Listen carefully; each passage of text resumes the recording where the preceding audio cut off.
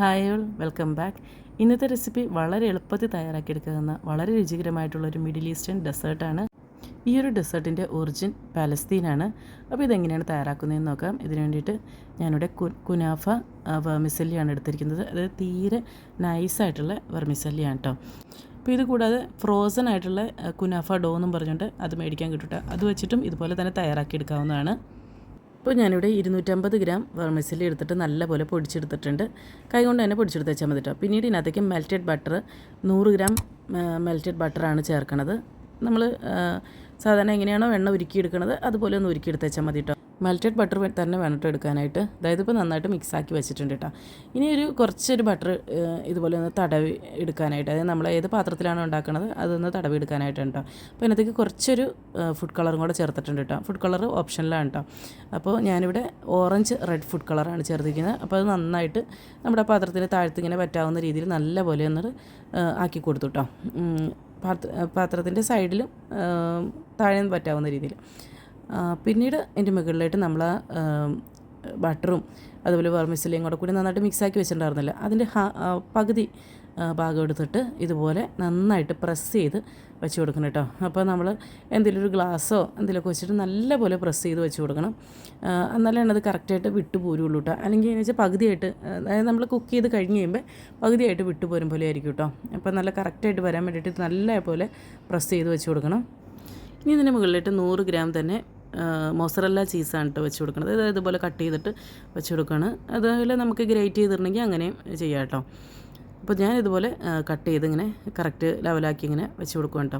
പിന്നീട് ഇതിൻ്റെ മുകളിലായിട്ടും നമ്മൾ ബാലൻസ് വെച്ചിട്ടുള്ള ആ ഒരു വെർമിസെല്ലി ഉണ്ടല്ലോ, അത് ഇതിൻ്റെ മുകളിലായിട്ട് വെച്ച് കൊടുക്കാം. കറക്റ്റ് ലെവലായിട്ട് വരാവുന്ന രീതിയിൽ വെച്ച് കൊടുക്കണം. ഈ ഒരു ചീസ് എന്ന് പറഞ്ഞാൽ നമ്മൾ പിസയിലൊക്കെ ഉപയോഗിക്കുന്ന ചീസ് ഉണ്ടല്ലോ, അതാണ് കേട്ടോ. അപ്പോൾ ഇതിന് പകരമായിട്ട് നമുക്കിടയിൽ എന്താ പറയുക, ക്രീമി ആയിട്ട് നമുക്ക് വേണമെങ്കിൽ ഉണ്ടാക്കിയെടുക്കാം. അതിന് ക്രീം ചീസൊക്കെ ഉപയോഗിച്ചിട്ട് അങ്ങനെ വേണമെങ്കിൽ ഉണ്ടാക്കിയെടുക്കാവുന്നതാണ് കേട്ടോ. ഇതാണ് ഒതൻറ്റിക് രീതിയിൽ ഉണ്ടാക്കുമ്പോൾ ഈ ഒരു മൊസറല്ല ചീസാണ് കേട്ടോ യൂസ് ചെയ്യണത്. പിന്നെ അടുത്തത് ഇത് ബേക്ക് ചെയ്തെടുക്കണം. അപ്പോൾ നമ്മുടെ സ്റ്റൗ ടോപ്പിൽ വെച്ച് വേണമെങ്കിൽ അങ്ങനെ ബേക്ക് ചെയ്തെടുക്കാം. ഞാനിപ്പോൾ ഇത് ഓവനിൽ വെച്ചിട്ടാണ് ബേക്ക് ചെയ്തെടുക്കുന്നത്. അപ്പോൾ 180 ഡിഗ്രി സെൽഷ്യസിൽ ഒരു 30 മിനിറ്റാണ് ബേക്ക് ചെയ്തെടുക്കുന്നത് കേട്ടോ.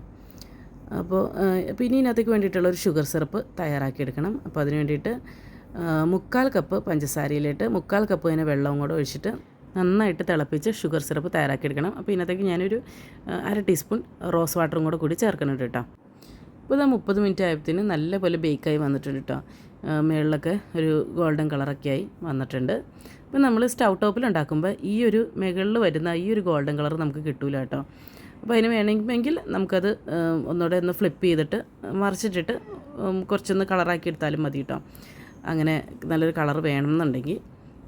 അപ്പോൾ സ്റ്റൗ ടോപ്പിൽ നമ്മൾ കേക്കൊക്കെ ബേക്ക് ചെയ്യണ ഒരുപാട് വീഡിയോസ് നമ്മൾ ഇട്ടിട്ടുണ്ട് കേട്ടോ. അപ്പോൾ അതുകൊണ്ടാണ് ഞാൻ പ്രത്യേകിച്ച് ഡീറ്റെയിൽ ആയിട്ട് ഇതിനെ പറയാണ്ടിരുന്നത് കേട്ടോ. അപ്പോൾ ഇനി ഇത് നമുക്ക് വേറൊരു പ്ലേറ്റിലായിട്ട് ഫ്ലിപ്പ് ചെയ്യാം. ഇനി നമ്മൾ തയ്യാറാക്കി വെച്ചിട്ടുള്ള ഷുഗർ സിറപ്പ് ഒഴിച്ചു കൊടുക്കാം. ഇത് നല്ലപോലെ ഈ സിറപ്പ് എല്ലാ വശത്തേക്കും ആകുന്ന രീതിയിൽ ഒഴിച്ചു കൊടുക്കണം.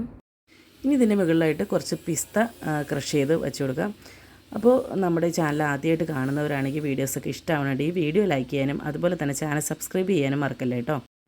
അപ്പോൾ ഇത് കുനാഫ റെഡി ആയിട്ടുണ്ട്. അപ്പോൾ ഇനി ഇതൊന്ന് കട്ട് ചെയ്ത് നോക്കാം. അപ്പോൾ കട്ട് ചെയ്യുമ്പോൾ നമ്മുടെ പിസയൊക്കെ കട്ട് ചെയ്യുമ്പോൾ ഇങ്ങനെ ചീസാകുമ്പോൾ ഇങ്ങനെ വലിഞ്ഞ് വരുമല്ലോ, ആ ടൈപ്പ് തന്നെയാണ് കേട്ടോ ഇതും വന്നത്. പിന്നെ നല്ല ടേസ്റ്റായിട്ടുള്ള ഒരു ഡെസേർട്ട് തന്നെയാണ്, നല്ല പ്രീമിയം ഡെസേർട്ടാണ്.